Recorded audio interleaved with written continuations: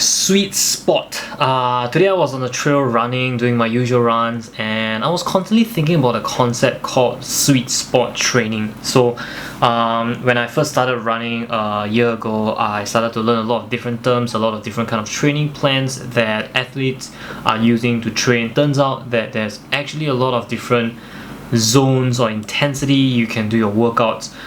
There's this one thing that is very interesting. It's called the sweet spot training, and what it actually is, I'm going to read it out from my phone because it's much more accurate.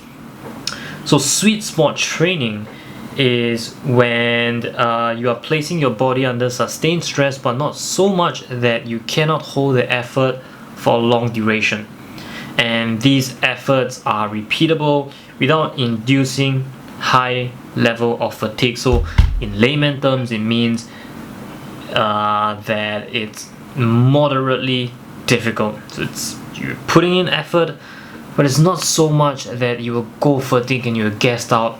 And this being in this spot trains you to become more resilient, and you are able to keep on pushing your limits further and further each time without kind of giving it all until that you can't do it again the next day.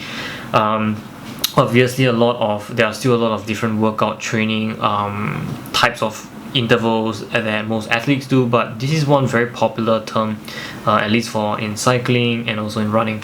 But I want to talk a little bit about how I've been thinking of using this sweet spot training concept to our life. So understanding where our sweet spots are is so important, because a lot of us stay in our comfort zone. We don't dare to do difficult things, be it workouts or doing our personal projects. We think that by doing whatever that scares us, it has to be so high intense and things that are so difficult, and we avoid that, and we choose to stay in a comfort zone. And because of that, we rarely develop as a person. There's very little personal growth. But to build a good habit, what we need to do consistently is to show up every day and be in the sweet spot, be it practicing how to write, or training for a marathon, or practice singing. Whatever is the new habit that you're trying to get, I think a better way to become better every single day is to be a little bit uncomfortable in the pursuit of that habit. Be in the sweet spot.